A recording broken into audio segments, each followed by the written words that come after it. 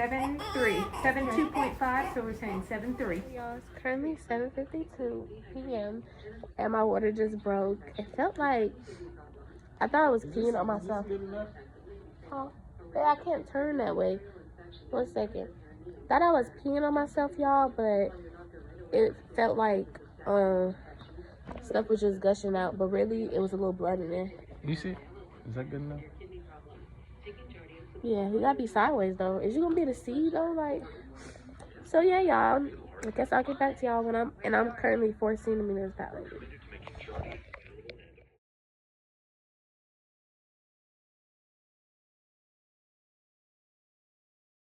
Hey y'all, and welcome back to my channel. I've been looking a little bit crazy lately. Well, not crazy, I just haven't had time to do my lashes and stuff like that. But next video, y'all, I'm gonna be back a bad bitch, period.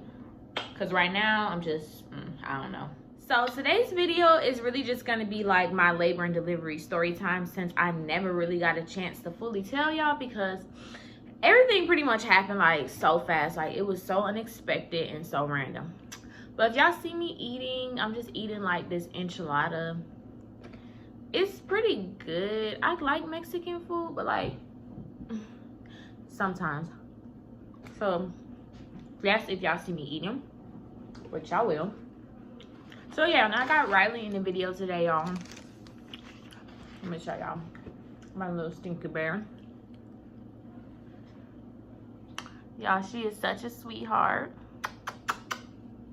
Okay, so as y'all know, my expected due date was June 13th, but I ended up having her June 3rd. Okay, so I had a job and I was working, it was like a little clinic, and I was a medical receptionist. So I really was technically supposed to work all the way up into my due date. I kind of feel like my job was the reason why I went into labor early, because I would just always be so tired at work, like so overwhelmed from getting up early. It was an easy job, don't get me wrong, like, but it was just like, once you're pregnant, it's only certain stuff that you can do. Like, the littlest things, y'all, used to make me so tired. So June 2nd was my sister's birthday. Prior to June 2nd, June 1st, I started feeling really sick. Like, I had like a really bad cold. I felt nauseous. Like, I didn't know what was wrong with me, and it wasn't symptoms of me going into labor. I just was feeling really sick. Y'all, she just staring out of nowhere. But I just was feeling really sick. So June 3rd comes. That morning I wake up and like I'm exhausted. So I had work that day. So I went to work, and like midway through work, I felt so sick. It was like a nauseous feeling to where I had to throw up almost. Like, I had to keep on stepping off, going to the restroom, coming back and forth, y'all. It was just like terrible. So that kept on happening to me. So it gets to the end of the work day. Dang, y'all, my food's kind of cold. I probably should heat it up. Okay, so it gets to the end of the work day, and my sister was going out to dinner like maybe around 6 or so. I got off work at 4. So I went home, took a shower, and y'all, I just was not feeling good at all, but I really didn't want to miss my sister's dinner. So like, I forced myself to be there. So I went to her dinner, and like, I ate all my food, y'all, don't get me wrong, because you know, when you're pregnant, you be so hungry. So like, me being sick wasn't gonna stop me from eating my food. So I ate all my food, and then like towards the end of the dinner, like I just couldn't take it anymore. So I went back home to my sister's house, and I was like, nah, I have to go to the clinic. Like, I just do not feel good at all. Like, it was bad. So I ended up leaving out like 3 o'clock in the morning, going to the clinic. And when I got to the clinic, you know, they were just asking me what my symptoms were, and I just had a really bad cough. I had a runny nose. It was so stuffy, and I felt nauseous, dizzy. I just felt sick, y'all. I'm not gonna lie. I thought I had COVID. Like, I really was scared. I really thought I had COVID or whatever.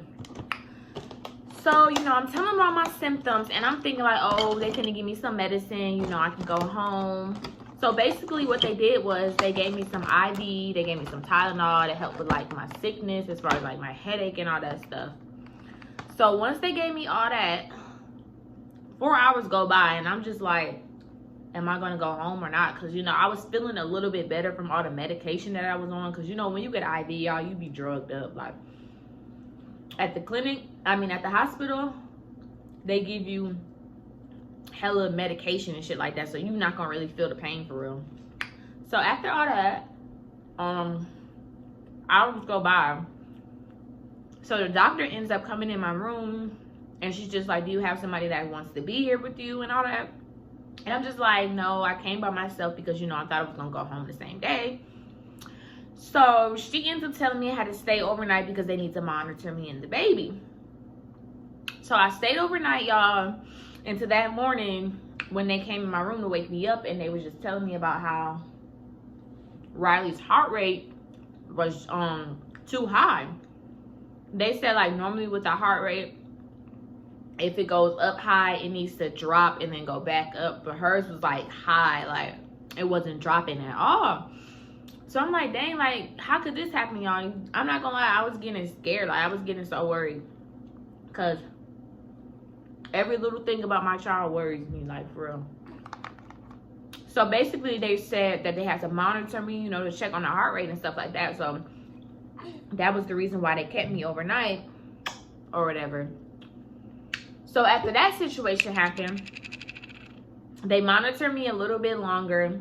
Hours go by, and the doctor ended up coming again, and she was like, okay, we're just gonna give you an ultrasound and check on her and stuff like that, because the heart rate is still not dropping like it's supposed to be. And meanwhile, y'all, I was full term. I was 38 weeks and 2 days, I believe. Yeah, I was like 38 weeks, 2 days. So yeah, they was like, for you to be full term, her heart rate isn't as expected for a full term person. So when I got the ultrasound, they said everything looked fine. Like, her heart was fine. Everything was literally fine, y'all. Meanwhile, y'all, every time I got an ultrasound, they would be like, oh my gosh, she has so much hair. Like, look at her hair. And I was like, how can you tell that with an ultrasound? But I guess they have some way of telling that. Like, every time I got an ultrasound, all of the people always told me that. It was just so funny. But when they gave me the ultrasound, they was like, what we're going to do is we're just going to go ahead and induce you since her heart rate, like, they basically was saying they were going to induce me because they didn't want to risk anything happening to her or whatever. I don't know why, but I guess because since I was so sick, it was causing her to get sick too or whatever. Like, it was causing her heart rate to stay up too high, y'all. Meanwhile, y'all, I was freaking out because it was just so unexpected. Like, I'm just going there 3 o'clock in the morning. I didn't have none of my stuff packed, y'all. As y'all know, I wanted to do a what's in my hospital bag video for y'all. I didn't get a chance to do that because I didn't know I was gonna go into labor that day. So, like, everything was just so unexpected. Meanwhile, y'all, I should have been packed my hospital bag when I hit 36 weeks, because 36 weeks is full term, meaning you can have your baby anytime from there. So yeah, they said they were gonna induce me and like getting induced. Basically, okay, so when they said they were gonna induce me, they showed me June 3rd. Meanwhile, y'all, they said since I was getting induced, I probably wouldn't have my baby until the next day, which was June 4th. So they was like, you can go ahead and call your support person that's gonna come up here and all that. So I called my boyfriend, and my boyfriend ended up being on the way there, y'all. My boyfriend was like rushing and shit, freaking out, because I guess he thought I was having a baby that exact moment, which I wasn't. So yeah, so all that stuff happened, and basically my labor, I'm not gonna say, it was actually pretty good. It wasn't as bad as I expected. Okay, so let me rewind back for y'all a little bit. Hey y'all, so once they told me like I was gonna be getting induced,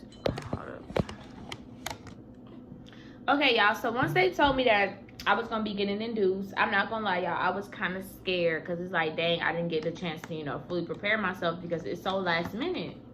And then again, I kind of wanted the natural experience of, like, you know, my water breaking out of nowhere and all that. But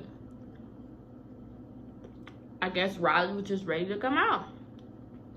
So later on that moment, I went back to the room, y'all. They brought me food. The food was disgusting. I'm not gonna lie, that shit was so nasty. Like, my whole time being at the hospital, y'all, their food was disgusting. So once my boyfriend got there, they said they would start the process of inducing me. So the first thing they gave me was this little pill. Originally, they said I would have to get like something stuck up. I don't know what it's called, but something they stick inside you to like make you have contractions. But when they checked me, I already was 1 centimeter dilated before they even started to induce me. So I'm like, dang, my baby probably was gonna come within the same week. So once they gave me the pill, it started my contractions, y'all. Now, when my contractions first started on a scale 1 through 10, it was about a 5. Like, it was to the point to where I could handle it, but it hurt. It kind of felt like a period at first. So later on, when I hit 3 centimeters, y'all, my contractions started getting worse. So like when I was like 1 centimeter, I was like, I'm sorry, I need the epidural. So they ended up coming in and giving me the epidural, y'all, which was my worst mistake. Never get the epidural at 1 centimeter. You're originally supposed to wait till you 3 centimeters, but they just gave me my epidural early when I requested it. Worst mistake, y'all. Never doing that shit again. So basically, I went from 1 centimeter to 3 centimeters. So basically, yeah. So when I hit 3 centimeters, y'all, the pain, it was basically getting worse. It didn't feel like a period no more. Like, that shit was hurting. So they gave me the epidural. Once they gave me the epidural, y'all, I was good. I recommend getting the epidural for any first-time moms. I don't know how bad your pain tolerance is, but me personally, y'all, I cannot take it. Like, I needed the epidural. So yeah, so when they gave me the epidural, I didn't really feel that much pain. It was just like pressure. Not even pressure, y'all. Like, I felt numb. Like, I couldn't even feel my legs for real. So after the epidural, from 3 centimeters, I went up to 5 centimeters, y'all. When I got to 5 centimeters, I still had my epidural. So I didn't feel any pain. So the doctor came in to check, and I still was at 5 centimeters. So she was like, you're probably going to have your baby maybe around like 3 a.m. or something like that, you know, morning time.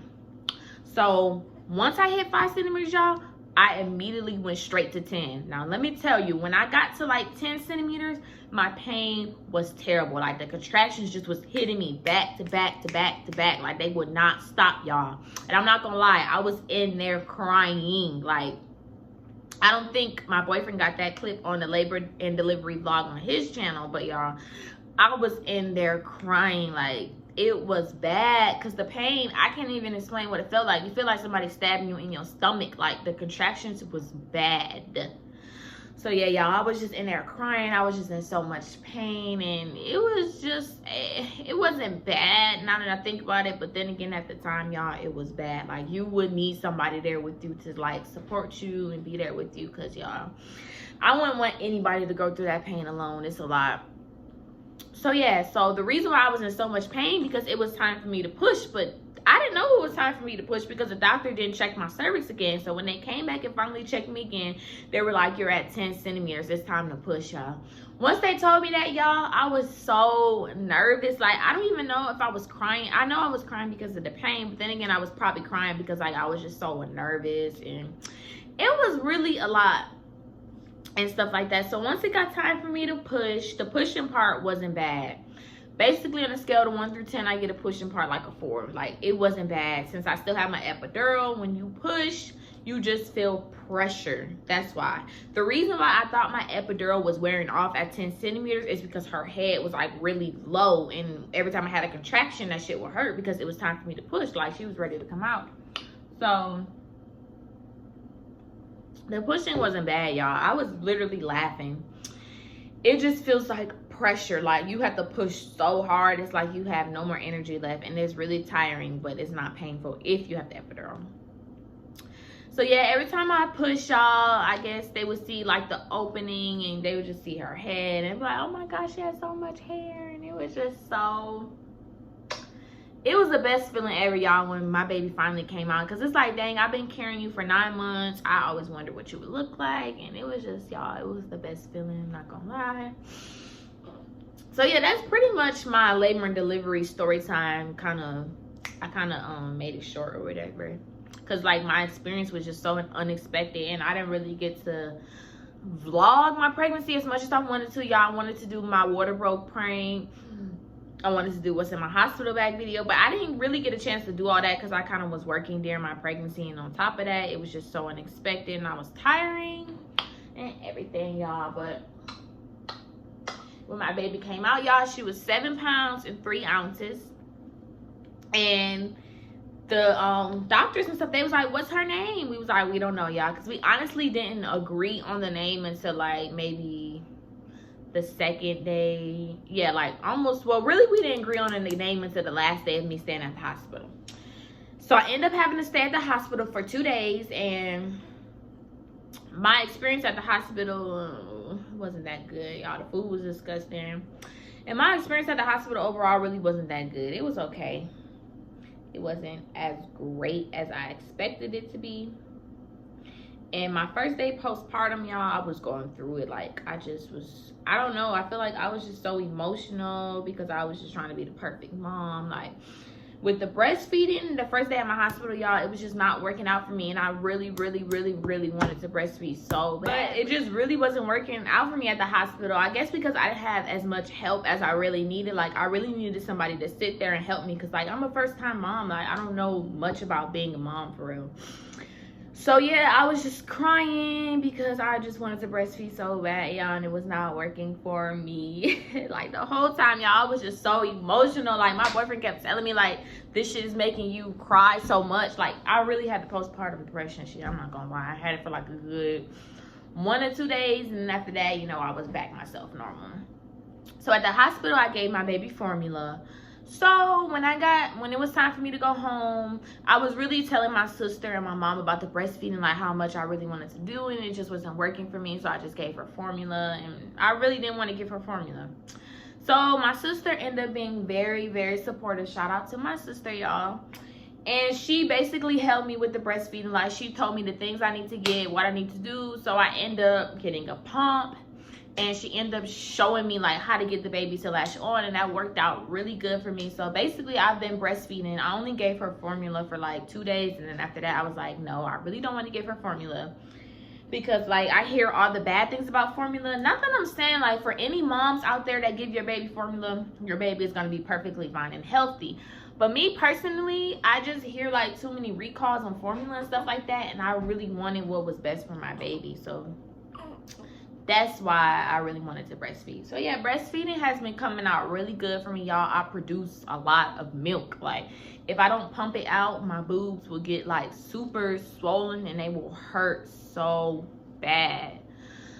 So yeah, I've been producing a lot of milk, and I actually have a breastfeeding lactation counselor, and basically when I need help, I just talk to her and she gives me advice and stuff like that. So I feel like that's pretty helpful to me and stuff like that.